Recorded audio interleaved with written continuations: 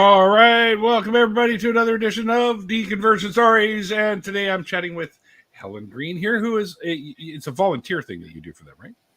Yeah, I'm an ambassador for Recovering from Religion, and I'm also a virtual support group leader. And I also sometimes co-host our podcast, RFRX. So I do many things.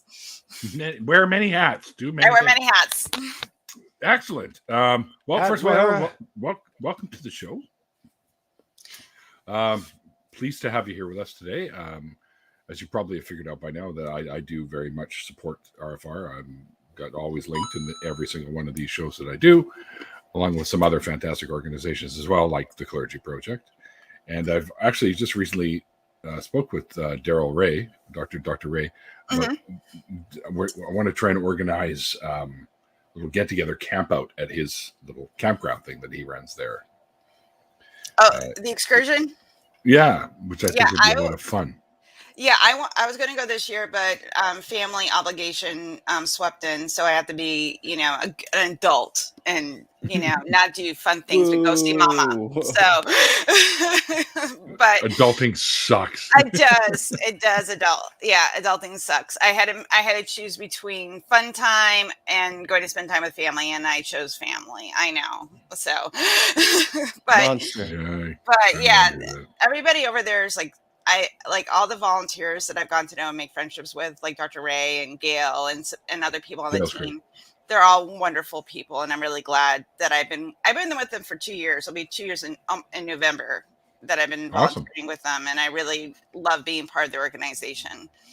No, they're a great organization. I've been involved with a couple of fundraisers for them before, and apparently there's going to be some more coming up with my friend Kevin, who runs a podcast called Left of the Valley, who was at by the way, guys, we had the very first Canadian Atheists get-together today here in the city, because we were going to start doing it a couple of years ago, but then COVID hit and kind of ruined everything. So it's the first one. We had quite a few folks turn out, about 15, I guess, or 16 of us. Ex-Chen Aaron was with us. And lo and behold, because he was up in Seattle and drove up here with his buddy Brian today, Dr. Hector Garcia showed up at the event and hung out with us for an hour and a bit towards the end of it, after he did a bike ride around Stanley Park, which is one of the big parks here in Vancouver. And then they headed back down to Seattle. But he said he definitely was going to try, and he made it to the event. So it turned out pretty good. We had a pretty good turnout. Let me read this super chat real quick, Neil. I got something for you in the private chat. This from one Jonathan, a.k.a. the Dishonest Ape. Hello, sir. Choosing family, can't relate. Yeah, not all of us would choose to hang out with family members, given the... Did my resolution go weird? Yeah, you look like you're in about 1999, maybe 2003. Really? Yeah, you're down about 480p. What? Come on. Well, I do see the little right up here, the little signal thingy here. It says might have to hard plug it in. No, somebody in the audience right on my goddamn bandwidth. That's what it is. Yeah, get off of Neil's band, dog. Fuck. All over his band. It's all the Pokemon. You got like a Voltorb sitting too close to your router. It's fucking everything up. That's right. That help? We'll give it a second there. Neil, the 604-480p.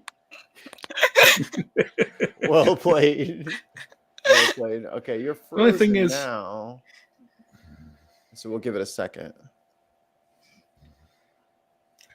I'll just F5. I'll be back. Okay. Oh yeah, I forgot the settings to do that. It's just you, me, Mikey. We got this. Oh, we have a guest. Oh, hi, Neil. Hi. There you go. Is that better? Oh yeah. Neil, the dial-up connected atheist. Neil, the 300 baud atheist. All right, nobody make a phone call on Neil's phone line, or he's gonna get lost. No, nobody call the house. Nobody call the house, and the phone's gonna go.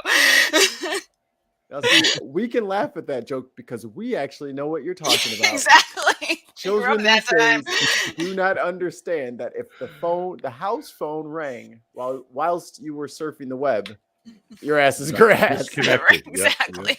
You're done. You're done. The phone can only do one thing. I hate all of you. No, I'm just kidding. Police. Anyways, let's get into the show here. Helen, you know what I do here? I chat with people about how they found their way out of those ridiculous belief systems they were once a part of. So kind of take us on that journey. Go back as far as you can remember. I sort of, your indoctrination process, which is fairly much the same for most of us, I think. And how all that shit started going, wait a minute, that's not right. That's not right. Like we were talking about earlier with a gazillion animals on the ark and shit like that. Just doesn't make any fucking sense. So take us on that little journey there with us. So I grew up Catholic. My mom is traditionally French Catholic. My dad was a Methodist. I believe in God, but I don't believe in religion. And my mom is still very much Catholic, but it was a very interesting upbringing because there wasn't any fundamentalism within it. It was just like, this is a moral system. We go to church, you do the thing, you get raised in the system, and then, you'll grow up to be a good moral, representation of Rome. So that's the goal.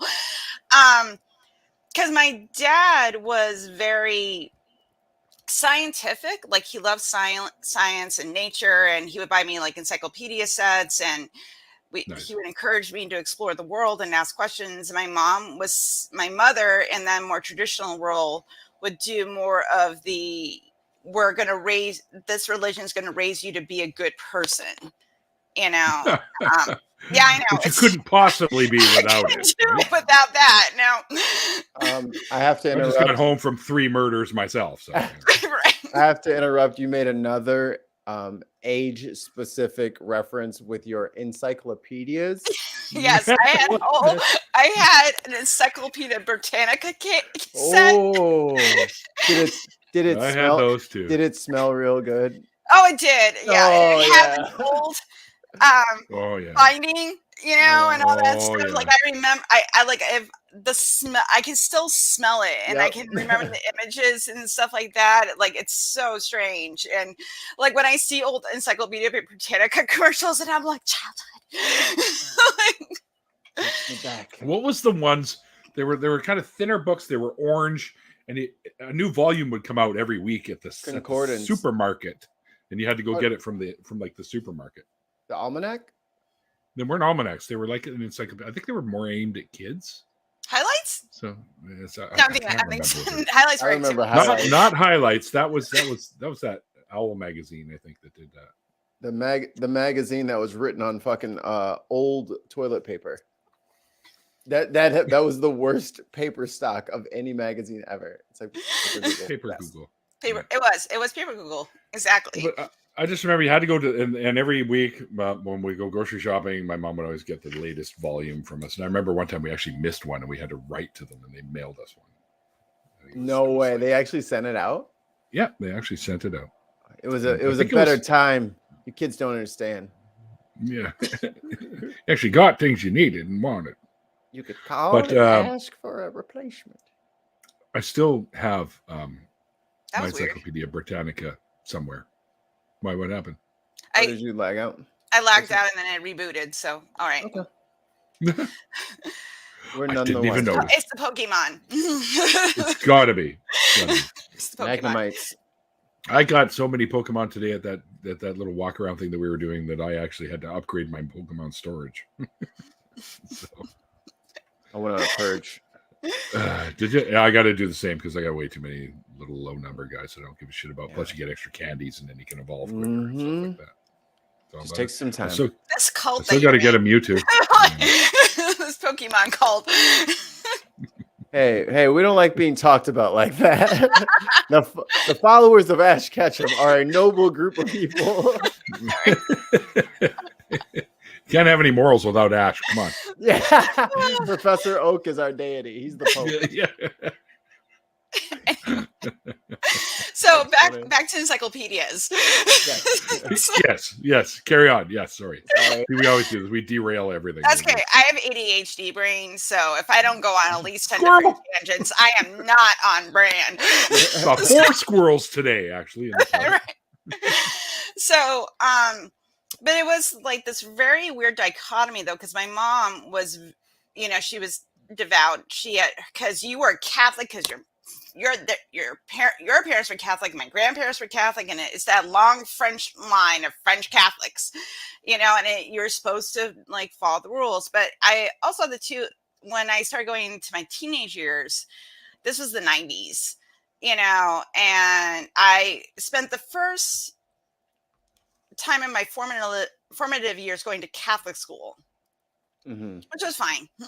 I did get a science education because the science and religion class is separate. So I did learn about evolution, and like we made a diorama of the solar system, and we learned about cosmology because, Catholics are science friendly. So they just say that God just started everything, know. So fine. Great. Good for him. Yeah. Good for you. Anyway, so good job, buddy. You did it. You did it. Yay. We all believe you did black it. holes. Good for you. Yeah. So yeah, because we had kind of started with that sort of basis of my childhood, but then by the time I went to public school and I started meeting people from different religions, atheists, I was getting more of a secular education. I started to question, and also as a bi person, my sexuality started, coming into play, and I was supposed to save myself till marriage and be a good housewife and make babies.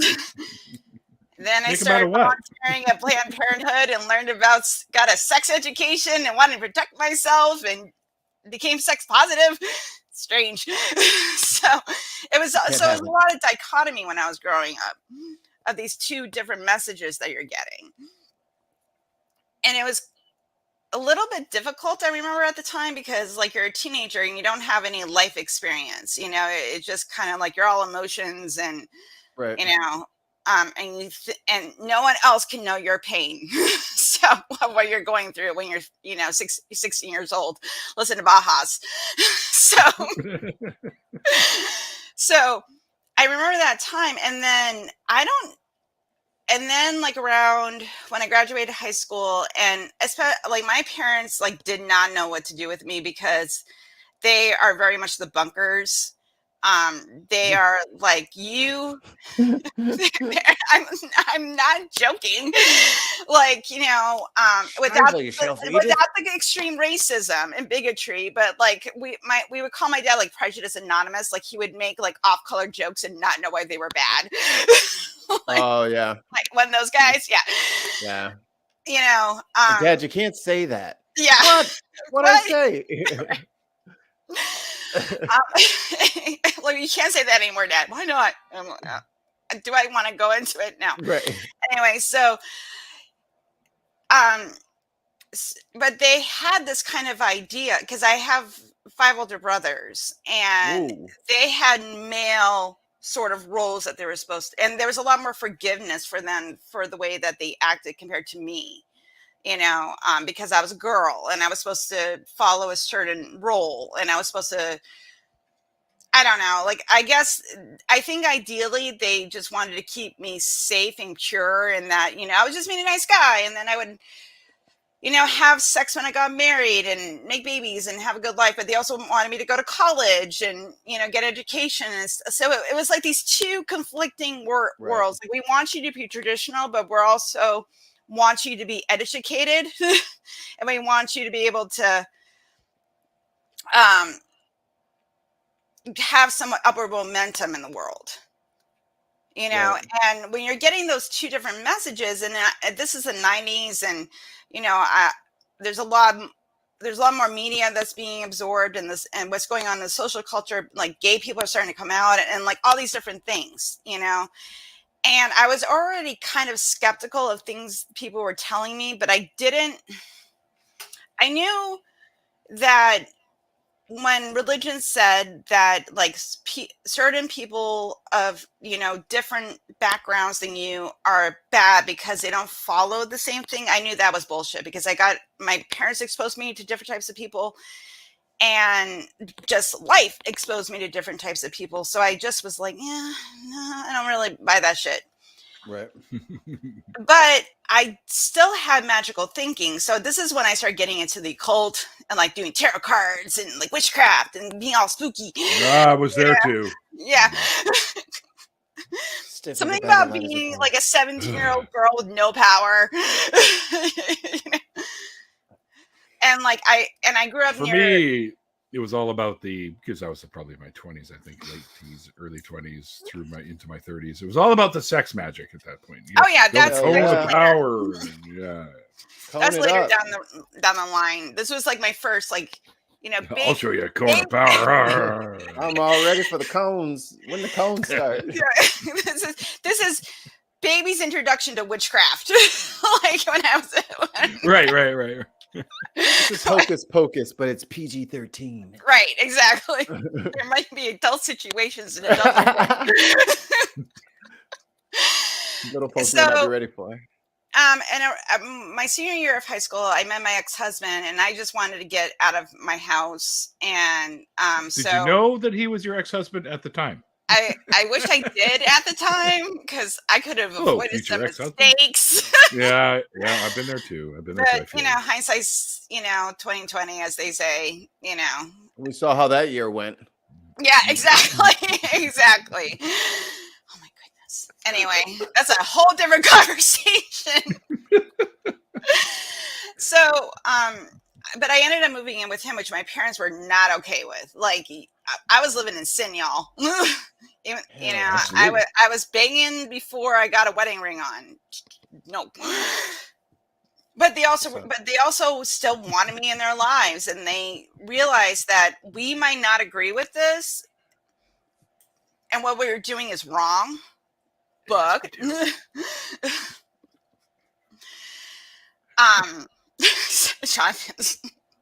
shots fired. Jonathan's distracting us. Good to see you, though, by the way, Jonathan. Carry on, sorry. So, like, when I moved in with him, they still wanted me in their lives. Like, I was so close to my family, because we're very close-knit family, and they still wanted to have that relationship. But there was like this undercurrent of I was a bad person because I didn't follow the rules.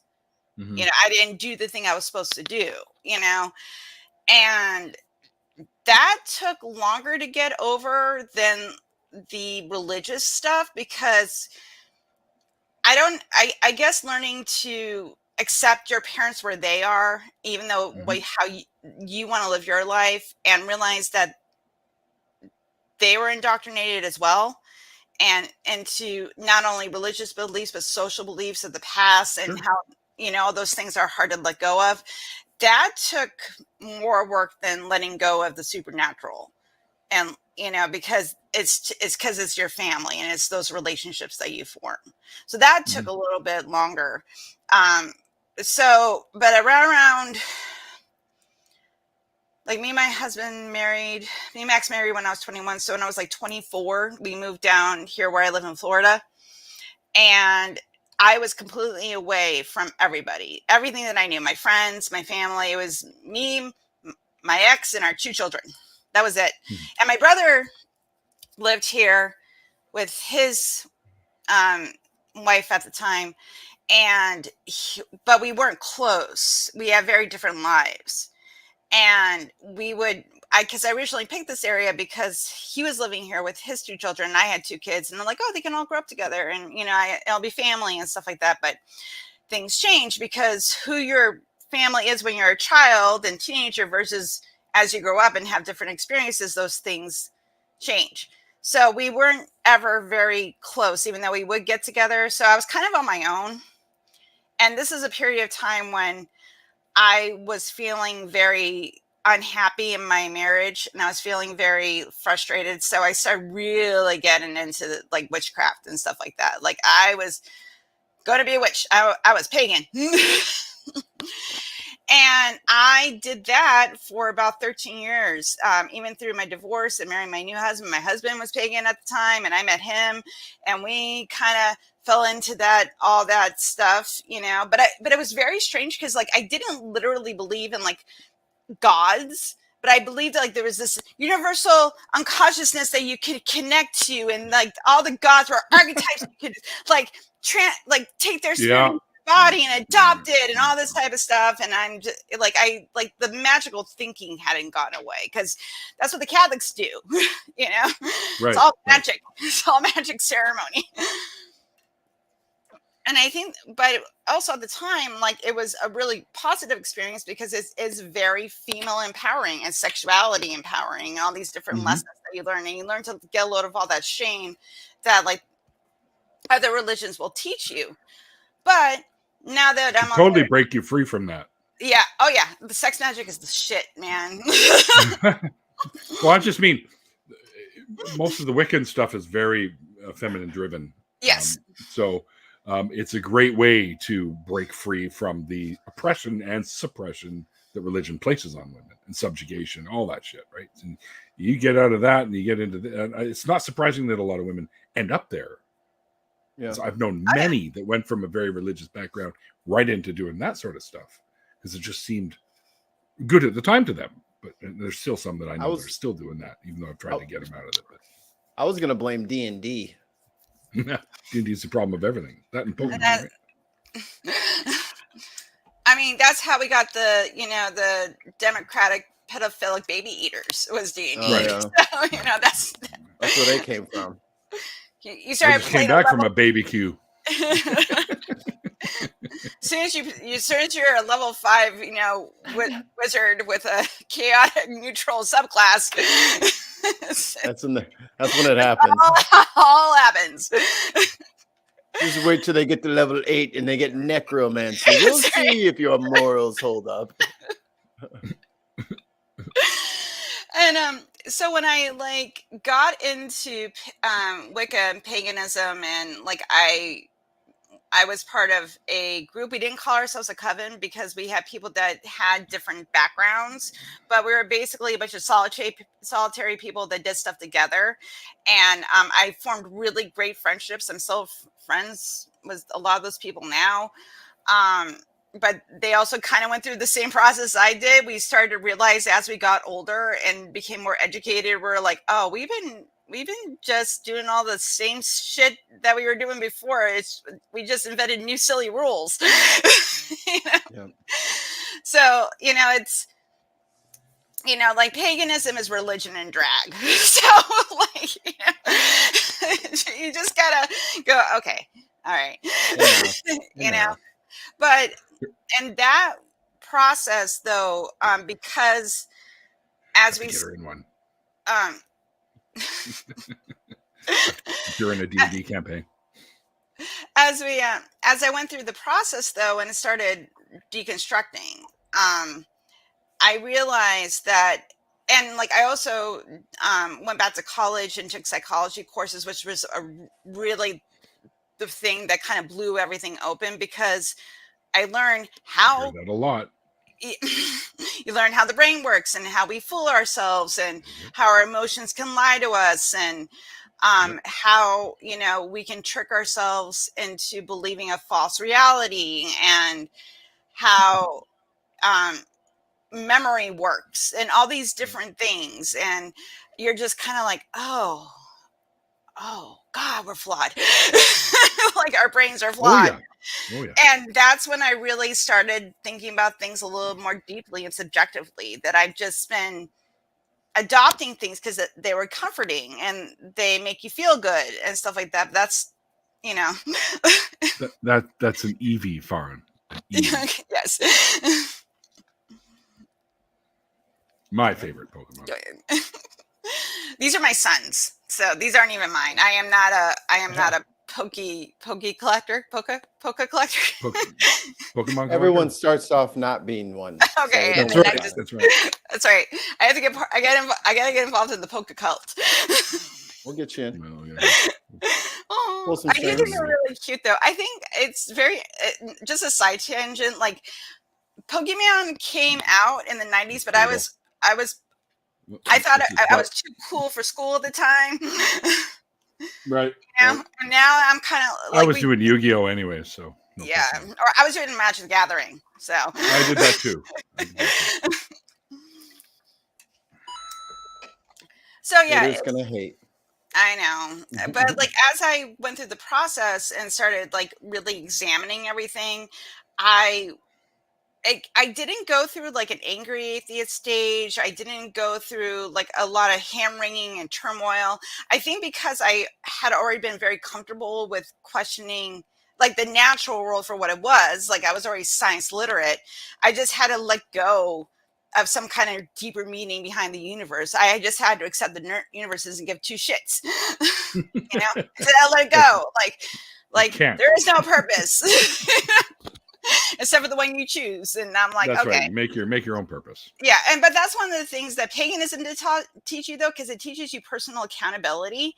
Like if you do anything, you're responsible for it. Like nobody's going to come and save you, you know, even on like a karmic, if you believe in karmic on a karmic level, like if you like, I don't believe in karma, but the idea of it, like you put out shit, you're going to get shit back. And then if you're times kind and good, times 3. Yeah. But still, like, I was like, okay, you know, but these are just basic human interactions that we do, that we shouldn't be assholes to one another.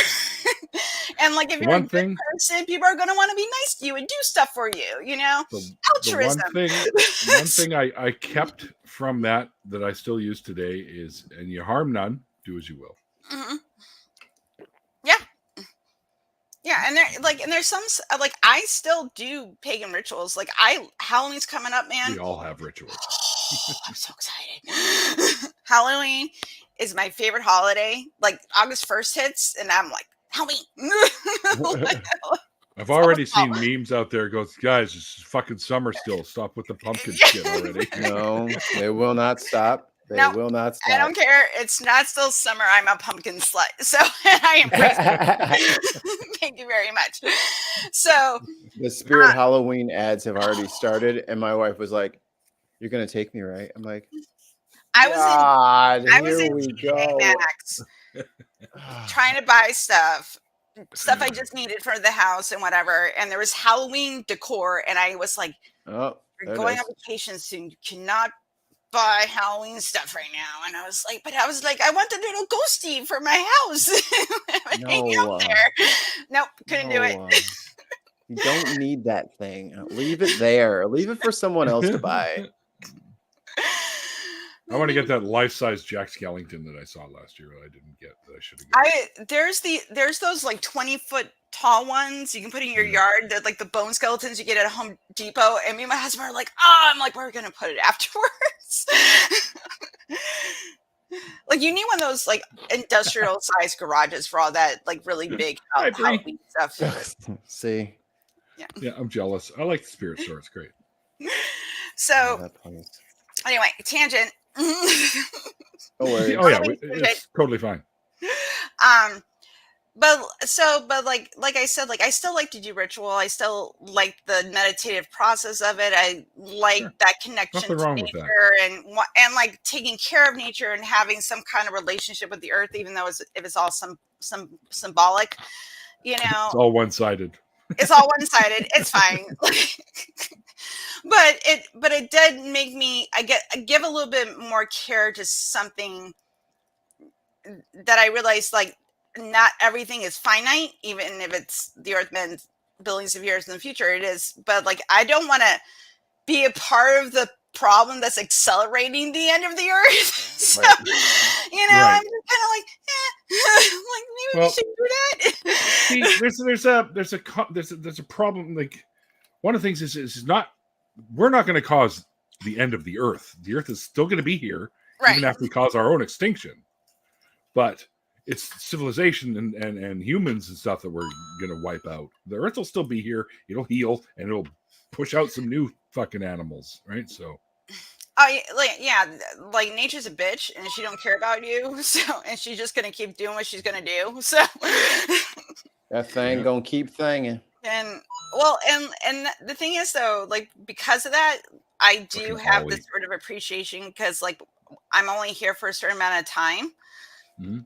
Like, it is very small in the grand scheme of things, and I just want to enjoy it while I'm here. And I think, and that's why I didn't go through so much of that. I didn't go through that phase of like, what am I going to do without religion? Am I going to have morals? You know, well, what they taught me about this and that, because I already was just kind of like, well, it's fine. It's like, it's fine. Like, you know, I'm like, I just want to live my life, eat tacos and talk about Pokemon with people. That's all I want to do. Like, I just want to have a good time out, you know, and I think that when what happens after, it doesn't matter, because I'm not going to have a consciousness to experience. Or if I do have some kind of consciousness, maybe I'll become pure thought or pure energy or whatever What it the is. hell does that even mean? Like, I don't even know what that means, but like, where does it go? What's it made out of? What's containing it? Like, it's just like your atoms will be redispersed. It will just be into the ground and into space again. That's what will happen. Yes. Yes. Plus consciousness. But yeah, you just have the consciousness on, so you can justify you believing you're going to live after you die. Just don't turn it up. Just don't turn the consciousness knob all the way down. Just turn it down a little bit, and you'll be all right. Thank you to 11. So yeah, that was Mine kind goes of to 11. like my journey out of religion. But like, I was kind of content just being like, okay, there's no God or gods, you know, there's no spiritual realm and stuff like that. But what happened was that my final nail in the coffin was in fall of 2018, I got a job working, and I was already on the atheism path, but I was in that process. I'm like, maybe there is something going on. Maybe there's like people can mind read, or maybe there's still dead relatives hanging around. So I got, just through needing a job, I became an office manager at a psychic education center. Wait, what? Yes. I have an article out there by the Skeptical Inquirer. I can send it to you later, but I didn't interview on it. Oh my goodness. Yeah, but I was an office manager there for almost 2 years. I left right before the pandemic, so like early March of 2020. How could you work there and not be constantly cracking up? Well, this is the thing. I was already kind of like, maybe this isn't real, you know. Maybe. And like, but there's like this little part of me that was like, maybe there's something, maybe. Nope. And then when you start to see the charlatans, and you see the cold reading, the hot reading, and the emotional manipulation of people and stuff like that, and it's hard because I'm also have a job there, so I can't do a lot of pushback, you know, because I have to make a living, you know. But I would rip that place to shreds so much. And like, and my employer, she was a narcissist, so that made things very toxic and not great. Right. But she thought she had special powers. You know, she thought she was a medium. There would be classes on how to teach people how to do this, you know. But right. But the thing that made me the saddest was, to pay for the classes. Yes, and also we would get like prominent people in the supernatural community to come. Like, we had a big event with James Von Prague. James Von Prague. Do you know who Eben Alexander is? Yes. Okay, so we had a big event with him. It hurts my heart that these guys are literally out there scamming the fuck out of people. Yeah, they're emotional vampires. Yep. You know, they are, and it's terrible. But and that's the thing that's so sad, is because, and this is why this kind of spurred me into my activism. It's these beliefs that keep people from dealing with the reality of the world, and especially the reality of death. Because and the thing that makes, you would hear parents that had lost their young children, like in tragic accidents. You would, you know, spouses that lost their, you know, their partners, and they're just still in that process of grieving, but they haven't let go. So they're going to psychics and mediums to kind of connect. What they think they are doing is connecting with those that have passed on, because they haven't learned to let go of really let go of them. And that made me super sad. Like, it was very tragic, because I would hate to think of any, like my husband or my children or my family, anyone that loves and cares about me, that they couldn't live and move on because they were holding on that I was still there, and especially a lot of these people had a lot of regrets. They felt like they didn't get to say the things they wanted to say. There was emotional trauma, mental trauma there of things that they didn't learn to let go of. Yeah. And they felt that, well, if I can just do this, get them to know that I love them and I'm sorry, that I will be at peace. But you would see them repeatedly coming back. Because the reality is that it only makes you feel good or have a cathartic experience for like just a few minutes. But then when those emotions go away, those intense emotions, and you're just sitting with yourself, all those thoughts, all those feelings are just going to brew back up. And instead of going to a therapist, right, mental health counselor, a grief counselor to help you deal with those things, you go to a psychic and you're paying them money and they're not really helping you move through the process. And they're just telling you what you want to hear. For money. Yeah, for your money. And some of the people really did care. Like you could tell, like some people you can definitely tell they were doing it for clout and money, but there were a few people that I met that probably have fooled themselves so much they felt that they could actually do something. Convince themselves that they can do it, yes. Yeah, and they genuinely cared. And that's also sad, like if you think of it on the other end, because all you're doing is human psychology, because you can pretty good at dissecting somebody's background, how old they are, where kind of get a guess of how old their parents are, what kind of health problems they're probably having, their background based on clothing, race, gender, sexuality. You can kind of infer certain things. And if people think that you have special abilities, you're going to fill in the gaps for them. You're giving the person that you think has special powers answers, and even subconsciously you're absorbing that information and you start spouting stuff out that are very common human experiences. It sounds like you have magical powers, but really it's just human psychology. And just asking me all these questions and they hit home so hard. Well, yeah, they're very general, very vague. Like the James Randi experiment, when he had everyone's horoscope on the paper and he gave the whole class a copy and said, okay, I've got your horoscopes there. I want you to read them. Then I'm going to ask you some questions. He goes, how many of you said that they could relate to what was there? Did that describe you? And most of the class had their hand up. And then they said, how many said somewhat sort of describe me a bit? And like literally the rest of the class. And then there was like one guy who didn't ascribe to it at all. And he says, okay, now pass the paper back, and it's all the same shit, right? It's the same paragraph over and over. And he's done that multiple times in different classes, and just to prove the point that this is how they prey on you. They get you to think, all these wordy words that work for you. And I'm getting that your father had children. Was your dad a man? Did your dad marry your mother? I'm getting that coming through. Were they married? I got a marriage here. My favorite thing is if they can talk to fucking ghosts, then why are they sitting there going and saying, there's someone here that wants to talk to you there, lady. Her name starts with an M. I'm getting an M impression. Mary. That's it. Yeah. It's all charades in the spirit world, Neil. You didn't know? Yeah, that's right. Apparently. She's like M, like YM. Like M. That's me. I'm M. I love it when they're like, I get impressions of people. Like I can feel their energy, and I'm just like, what does that mean? Like, do I only energy that comes out of your body? Like, do I have Helen energy I spew out to people? Yeah. That you'll feel when I die. You'll just know. You had a favorite food your mother would make you. Right. And I think that's so when after I left that job, that's when I really, and it was pandemic, so I didn't work for a while. That was so much fun, eh? It was a lot of fun. I love sitting around the house watching YouTube. Actually, I really do. But anyway. Well, I do love sitting around the house watching YouTube. But like when you're not making any money, except for like the supplement, thank you so much for the supplement checks. Game in clutch.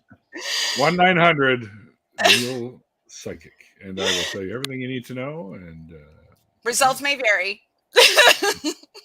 Results may vary. Further disclaimer: it's all fucking bullshit. So I was at home. And I started hanging around on the ACA Discord and making friends. And I started seeing, I was watching a lot of atheist content at the time because that's what I did. Ooh. And I was already watching atheist Promises. content. Sorry. I was already watching atheist content before the pandemic, but I had a lot more time, and I started like seeing a lot more creators and different different perspectives on skepticism and science, and how to rebuke religious claims, and like especially the psychic stuff. I was watching a lot of that, and I realized I felt like, and to use a religious term, I wanted to do some penance because I had been a part of organizations that were bullshitting people, and I felt a little bit of responsibility for that. And I'm like, I gotta give like some genuine part of myself. Like I want to help people, because going through the process of letting a lot of that go really freed me on some levels. And then on the other side, I still felt that I could do more with my voice, because like I don't have a lot of power. I'm typical middle class American, like, you know, not a whole lot, you know. You're still middle class? I didn't know there was still middle class. Well, I have food, clothing, and shelter. And I can afford a little bit of entertainment now and then. Like I can afford to fly to New Hampshire next week. So there you go. I guess so, like middle class. Like, you know, like I am on the work till I die program. So yeah, you're muted, Mikey. Yeah. I think most of us are on the work till we die program. I was going to say, oh, you're a citizen. Yeah. Yeah, I'm a citizen. Yeah. I'm a good worker drone. You exist. And you're not part of the elite. For the late stage capitalistic society I live in. Right. But when I was sitting at home and I was hearing all these different voices and stuff like that, I was like, well, what can I do? So I applied with Recovering from Religion. Anthony Magnabosco actually did my interview with him. So that was kind of cool. And I didn't know who he was until after I spoke to him. And then I was talking to other people at RFR. They're like, do you know who Anthony is? And I was like, no. And they directed me to his channel. I was like, oh, this is cool. Yeah, Anthony's a great guy. I've hung out with him a few sweetheart. Times. He's a hell of a great guy. Sorry, I got bangs today. I haven't had bangs in years. And I'm like, me either. I'm trying to learn to live a life with bangs. So, what does it fall forward? No, I did whiskey bangs. So they're supposed to be like, you know, sexy sad bangs, like droopy bangs. Oh, yeah. So I can be mysterious and look kind of gothy. So I too am brooding. You are broody. It's the angst. Yeah, I'm so angsty. Inner 17-year-old. Embrace the angst. Goonies never say die. So and then I started volunteering with Recovering from Religion. And I started out as an agent, but then I started doing. I was on when we had one of our fundraisers. I started working on that team, and then I became an ambassador, and then I started doing the virtual support group meeting, and then I started doing RFRX. Like it just kind of happened, and I really like volunteering for them, and because it's fun. And I need it's a lot of fun. Like I have very interesting conversations, and I get a lot of education on different religious systems and how they indoctrinate people, and how they're all very similar to one another. There's some extremisms as far as like what each model does to indoctrinate people and how much like control they have over people's lives. And like it's all the same bullshit in the same bag, like it's all the same thing. You're taught to feel guilty, people that are different than you are subservient to you unless you're, follow this particular way of thinking, and that you are God's chosen people, and on it goes. And even if you're a good person, well, that's for God to judge, and all this bullshit that's kind of taught to people. And it's just the same thing over and over again, but some of the stories you hear are very harrowing. Like, I didn't grow up in a fundamentalist religion, so I didn't go through the same process as other people did. Mm-hmm. But you hear stories about people that are put into very difficult situations, and they're like can't even talk to people of the opposite sex, and marriages are arranged, and they have very secular community, like very insulated communities where they can't be exposed to people that are different than them, or might even anyway suggest that this particular way of living is wrong, or it's like there's another way to be. Like, I talked to people that didn't get a college education until they were like in their 30s because religion kept them from doing different things and going for secondary education, become more educated, or even to learn a trade, and it's, when you hear these things over and over again, you get frustrated and angry, because you're just like, and I didn't go through an angry atheist stage for myself, but I get angry at what religion does to people and the systems that it uses to repress other people and keep them from actually having a normal, healthy life. Like, it's very aggravating. It's crippling. Mm-hmm. Yeah, absolutely. So, I'm now doing this other thing in recovering from religion. We started this reproductive rights task force because of Roe v. Wade getting turned over. Good. And because when that happened, we were like, okay, we're a religious organization. We're people that help people get out of, I'm saying religious organization, non-religious organization that helps people transition out of religion. And abortion is a religious issue because all the seculars wanted to just keep it as it was. We were just like, yes, people should be able to make decisions for their own lives. Yay. How dare you? Even religious people were like, people should make decisions for their own lives. And then like 18% of the country and the Supreme Court were like, no, kill babies.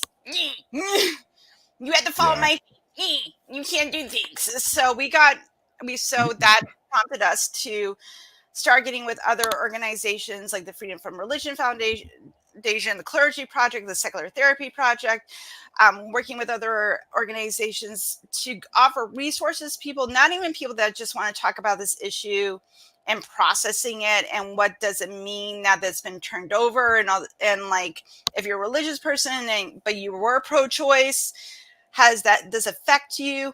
And or if you're in one of the states that you can't get an abortion, like Oklahoma, we want to be able to offer resources for people going through the process, like what charities, what the actual laws are for their state, what options do they have. And on the legal side of things right now, it's a little messy because it's statewide. It's in the state, not so much across the country. So that's being worked out, but we're just trying to be a safe place for people to go to get resources, get support, and to be on the fighting end of this in our way as an organization that is against indoctrination, keeping people away from making their own decisions, people having rights.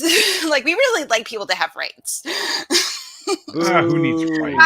I know. Like, we trust people to be adults and to make decisions for their own lives. I know. We're radical that way. Live in the United States. How dare I? Who do you think you are, witchy? That's right. Well, I'm a woman talking, so I'm already How dare you? I'm already going against the rules. Read your manual. I think I skipped out in Woman Shut Up Day at school, so it's that day. I was sick, guys. I totally missed it. What are you talking about? Oh, I'm not supposed to speak. Oh, I'm sorry. My bad. My bad. No, I can speak as long as I agree with the people that have the penis. There it is. Then you are allowed to speak without permission. Thank you, oh master, for bestowing I upon remember me the days power I had a of Christ. penis. I remember the days I had a penis. What to do with that? I don't know how to spin a joke out of that, Neil. Sorry, that came out wrong. I remember the days I was able to use it. And we're back. And forget about the monetization on this one. They'll be.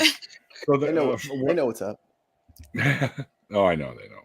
Actually, none of the streams lately have been hit. They're all green still. Challenge accepted. Yeah, I just jinxed it, didn't I? Listen, I'm not superstitious. I'm just kidding. Get a couple more vodka drinks than me, and I'll get you demonetized. We were talking about vodka earlier today. Somebody was trying to say that what is it? The goose one. Goose Island. Grey Goose. No, Grey Goose. Island.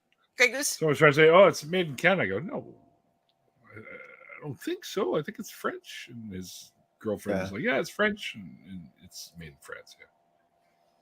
It's just West France. That's all Canada is.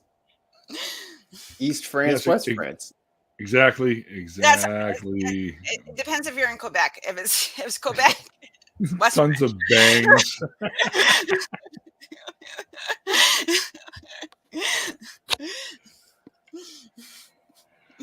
Yeah, but then one of the guys at that little meeting tonight was wearing this shirt that says, and I got to get it. I'm going to get it in black with white writing.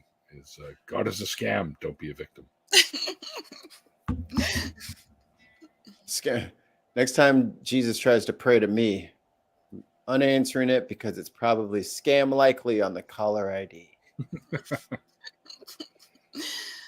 Well, but the thing, no, he doesn't talk to you. He has to talk to some guy that is part of this really, money funneling organization to talk to him for you, and you have to give him money. That's convenient. That's convenient for me. Yeah, because he's an all-powerful building, but he needs a middleman. So it's awkward, like breaking that ice, So he needs this really rich guy to just kind of, intercede. He's like, I really want to be a Mikey, but I'm afraid to talk to him. Oh my God, I don't know how to approach him. How do I approach him? I need a guy in a funny hat to be my wingman. Your hat's real tall. How about you? Can you tie a Mikey for me? I really want to be in his life. I want to save him from himself. He's like a nice guy. He's a nice guy. He's just really, really socially anxious. He's a white knight. He's a white knight, nice guy. Like, I'm just gonna save him from himself. Like, it'll be okay. His life will be so much better that I'm here. I swear I'm trying to help. It doesn't look like it, but I am. But to control him. God, if I could control him. That's right. That's I think you can use magnets. Can you use magnets? I'm pretty sure you can. That's sorcery. No, you just put it over certain parts of the brain, and it'll. It's highly charged electromagnets. You can shut off the speech area. You can do all kinds of cool shit like that. Have you seen the one where they gave people like spiritual experiences? Yep. Where they had like out of body experiences and stuff like that. I thought that was really cool. I was like, oh, that's neat. Yeah, they did all kinds of stuff. They hit a part of the brain, and then suddenly the guy couldn't use his whole right side of his body, and then they did it, and they shut off his speech. His speech, he couldn't. They said, okay, so just start talking, and he's like, yeah. So I was at the store. Yeah, and he couldn't speak anymore. It was great. Hey, one of those. Use that. Like I love and this is the type of stuff that I find like I really wish that like I had been more serious when I was in school, like, because like I find like neuroscience very fascinating. Like if I have to listen to Shannon talk brain stuff, it turns me on because with her big brain talk, I'm like, oh yeah, talk to me more about big brain. Tell me more about brain stuff. Because I find that stuff really, really fascinating and interesting. Like science is really cool. Like I'm learning all types of stuff. Certainly like, it is. Yeah, like it's more awe-inspiring than any fucking religion, if you ask me. It is. Like what the James Webb telescopes, the new images that are coming out. I'm like, and like now cosmologists are like, we have to totally rethink how we thought about the universe now. Just you just mentioned the James Webb telescope and people saying, "Oh, the Big Bang didn't happen." That's not what they discovered, by the way. There's a lot of misinformation that was put out there by somebody took a quote. I guess I can't remember the lady's name, but she said, "I lay awake at night now, thinking how I could have been so wrong about stuff." But she wasn't wrong about stuff. But they now have new information about that far back in time. There was still a Big Bang. People don't buy any of that bullshit that you're seeing out there, the clickbaity crap. It still happened, but they're learning new things about it. I'm pretty sure that find out more as time goes on.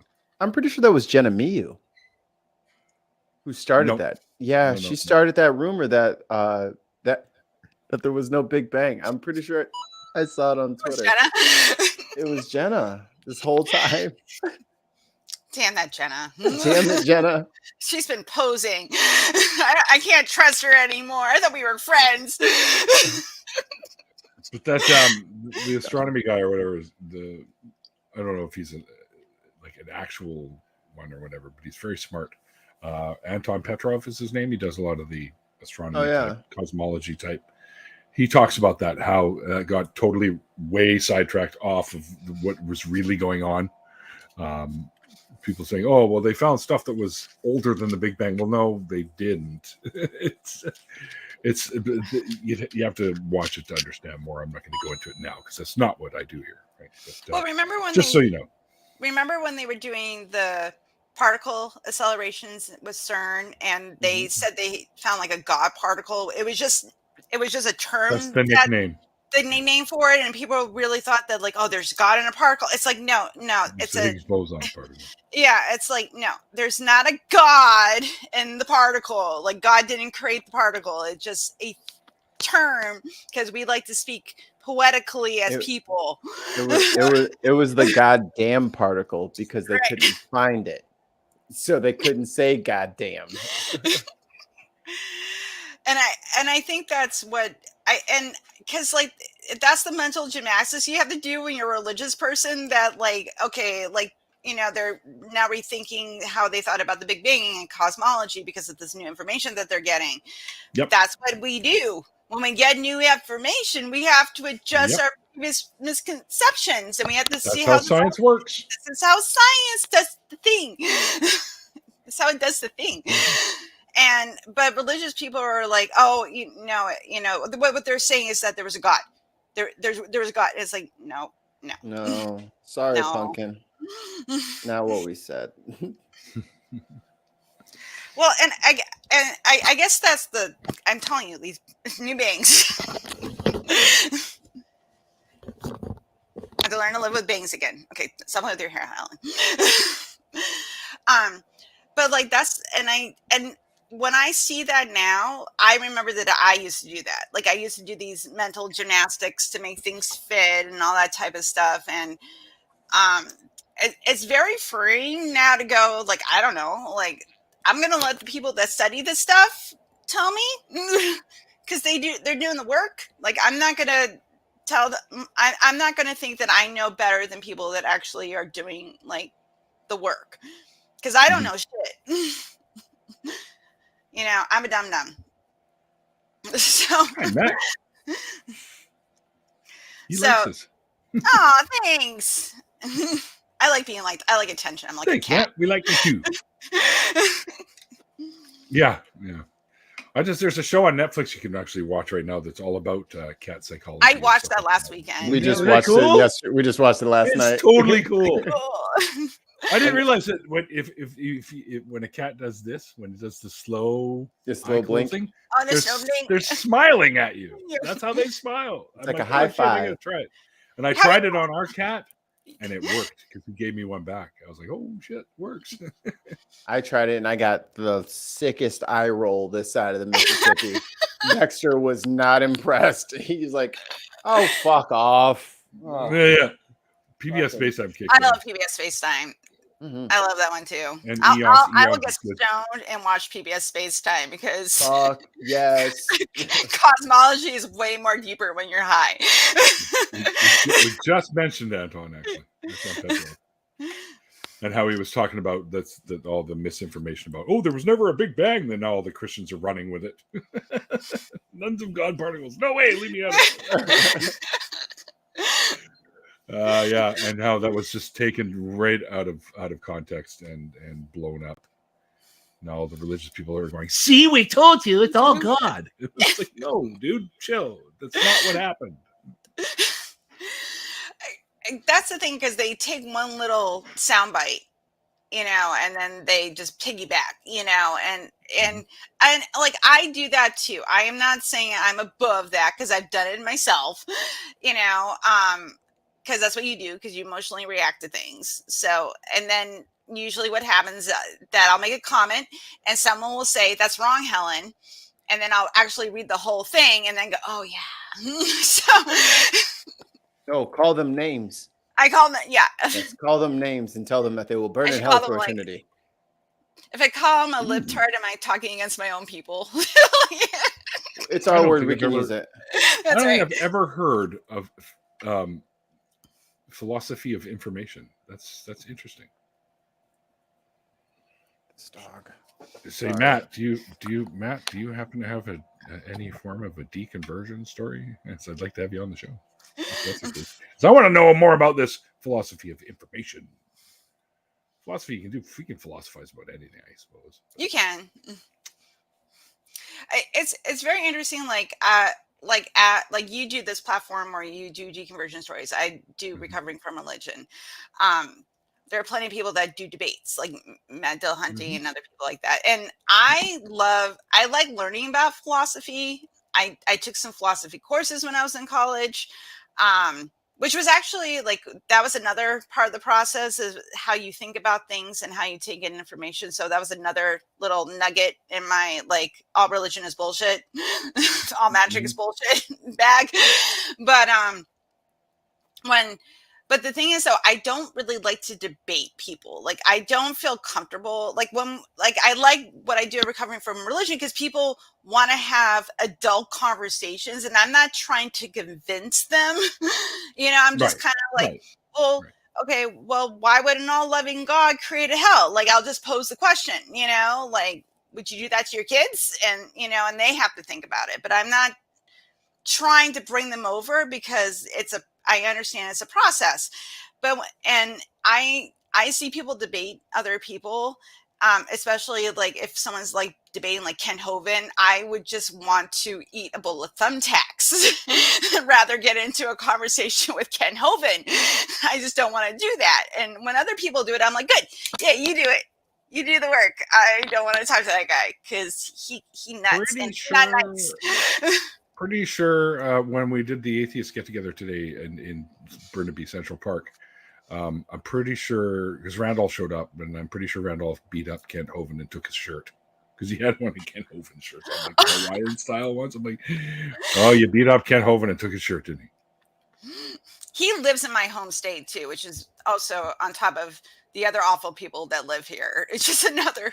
Welcome to Florida. We attract the shit people. Welcome to Florida. The crazy people. I think it's the Me Gulf too, Stream. brother. Me too. Matt, you if you follow me on Twitter, send me a message on Twitter. If you don't, and you are on Twitter, I'm at 604 Atheist, or you can find me on Facebook too. You can't miss it's Neil Bernstein, and it's got the ACA. This is my profile picture. That's the profile picture right there. So, you find me there. Just send me a message, man. We'll set it up because I've got lots of space in September. Oddly enough, I'm usually booked up a couple of months in advance, but I'll still have lots of space in September. I just typed that to him as you were saying it, and I was like, "Ah, damn it! I didn't hit enter fast enough." And you typed it as me. It's right there. I'm not going into the thing. It's right there in front. I know. Got to get to the coins, quickly. Oh. Yeah. Most expeditiously. Okay. Yeah. Helen, we've Yes. gone past the hour. Yes. So what I would like to do is we can carry on this conversation because we can have some more fun in the after party, of course. Yes. I told you that, right? I love a party. Before we sign out, I like to ask myself, not myself. I like to ask my guests these questions. Mikey has done it as well. We kind of like to ask you if you could go back in time and talk to yourself when you were still a believer. What kind of advice would you give yourself? I'm gonna give myself my own advice that I give to other people, which is be positive and be kind, but don't believe in bullshit because people are always going to try to sell you some bullshit. So, and the process of that is like learning to, if your brain is make it a noise, like it's, like a dog, like turn your head to the side, like, Nani? like, listen to that voice. Listen to the part of you that is questioning, that if something doesn't seem right, that's the part of yourself that you should be listening to, because somebody's trying to sell you some shit and you have to be able to discern the shit. But I go back to that, be positive, be kind, because it doesn't matter how smart you are. Nobody cares why you're an asshole. You're just an asshole. So try to be positive, try to be kind, and don't believe the bullshit, and your life will be fine. And that's what I would tell myself. I think that's just a good general rule, like for life. Just be kind, be positive. Don't buy the bullshit. You'll be all right. What's that? When they go, oh, question everything. That's when you go, why? All right. If that's your name that you're using there, Matt, I'm sending you one right now. So I'll send you one right now from my actual 604 Atheist at gmail.com. Yep, your little funny picture and everything came up. Okay. Show. And Angie's giving love in the chat. She says, well put. Thank you. I appreciate that. Email sent, Matt. All right. Oh, can I do a little plug for Recovery from Religion? Can I do my... Absolutely. Can I do some selling? I'm going to shill for RFR. So if you are dealing with any issues of doubt and non-belief, or someone that could benefit from our services, please go to 1-844-I-DOUBT-IT, call our hotline, or you can go to recoveringfromreligion.org. There are live agents available 24/7. Yeah, use the links, y'all.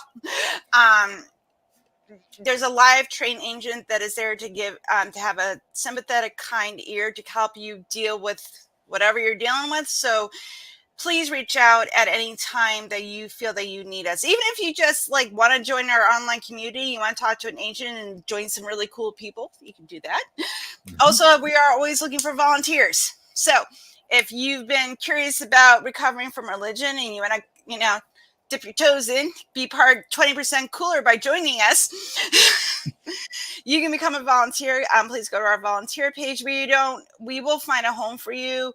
If you are good with web-based software, you want to help us with that. If you want to help us on editing videos, if you want to be an agent, if you want to be an ambassador, whatever it is, we will find you a home. So we are always looking for volunteers. So please do that. Also, too, we are a 501c3 charity. So if you want to donate a few bucks, you got $5 burned in your pocket. You could spend it on Starbucks, or you can give $5 to us and help people. So you can They can have Starbucks. You can have both. You can have Starbucks. You can donate your money, and then as a reward, go get a latte. Because you're a good person and you deserve it. Exactly. So, I love some pumpkin spice season. Oh my God! Here we go. I'm a I pumpkin. want a mocha. Pumpkin spice bitch. So yeah, so please check us out. And also too, we are starting up this reproductive rights task force. So if you are in the fight for reproductive rights and you would like to get involved, if you're part of an organization, and please contact us. We're getting as many resources as we can together, and we would really like to have you as part of our team as well. So that's it. So I did my ambassading. You certainly did. I did. And very well. You did it better than I could have. All right. Yeah. Well, thanks, Helen, for coming on and hanging with us and sharing your story. This was a lot of fun. Thank you so much for having me on. I'm glad Elle convinced me to do it. Because I've been watching your show, but and then she was like, "You should do the show," and I was like, "Okay, I'll text him." So thank you for having me on. This was great. I always want to definitely have folks on that are involved with some of these great organizations that help people, because that's one of the reasons I do this, is hopefully it helps people. And then, the after parties helps connect people so that these folks know that they aren't alone and that there are others out there that are going through what they're going through. And we all have stories to share, and one way or another. And many of them can be quite heartbreaking. And so many people I've done well over 400 interviews with people, and a lot of them have some, tear-jerky type material because they've gone through some trauma. And that's why recovering from religion is so important.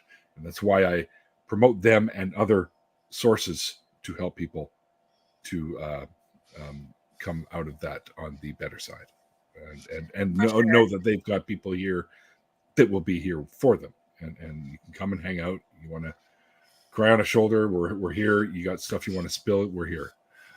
So that's why we do this. So thank you so much for doing what you do and for coming on the show. And we do it for the fast cars and loose women. That's all. We're making all the atheist money. Yes, all the atheist Jeff Bezos show checks. That's we right. got that George Soros leftist taking over the country money. Yeah, that's right. That's right. Roll all over the place. That's actually what I meant. Bezos. Yeah, I mean, I'm rolling. I got my Diet Coke right here. All the money. Spend my money on all kinds of cool shit like extendable back scratchers. I did spend a large stack of Lego. I spent some extra cash on a new green cup. It's a little shinier because it's wet, but once it dries off, I think it'll work.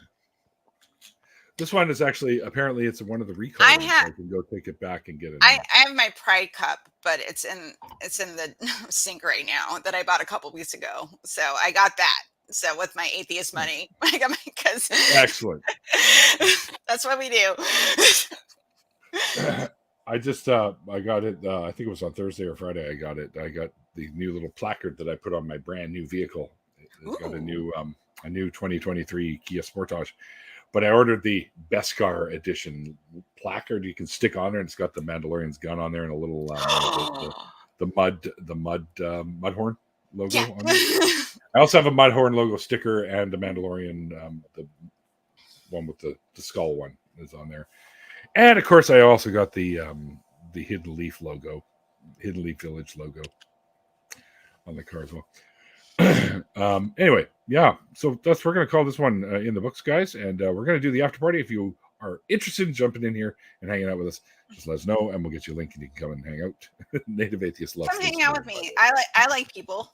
This is the way. Yes. You guys can come and sniff Helen's butt. That's right. We'll raise that cone of power we were talking about. That's right, that cone of power. Everybody, sex magic. Everybody, welcome the new puppy to the dog park. This is Helen. So we'll have the ceremonial butt sniffing starting soon. Butt sniffer. All right. We're gonna get into it. Thanks, you guys out there for hanging out in the chat, and I hope you guys enjoyed the show. Pat, I see you sneak in here. You're kind of a little bit late, but hey, how you doing, brother? And also thanks to my amazing patrons. Because of you guys, I'm able to do this. You guys rock. So thank you for all you do for the show. There are a few folks, and I know times are tough, and a few folks have kind of dialed back their donations. and it doesn't bother me at all, guys. I said from the get-go, just do what you can. That's why I think my highest tier is like $10. So yeah, I don't steal your neighbor's credit card. Don't want to yeah. I don't want to gouge you guys. You guys need to live first. So anyway, don't worry about me. I'm doing all right. Yeah, exactly. Yeah, no, but that's fine. That's totally fine. All the links for the guests are in the description blocks. Mm-hmm. See, blocks and bricks, and that's all Lego in my head. are below, including the Recovering from Religion, and also there's another list of other helpful organizations if you need to speak to somebody. So never be afraid to give them a call. I'd say you can give me a call, but then I'm going to have a bunch of people drunk dialing me at 4 a.m. So you don't tell me. That's when I get up for work. So I'm not going to be much of a conversationalist at that point anyways. All right. We're going to do the after party, guys. So like I always say at the end of these interviews, like the late, great Christopher Hitchens once said, it's called faith because it's not knowledge. Who screwed up this time, Mr. Producer? All right, guys. Till then. Good night, all. Bye. Bye.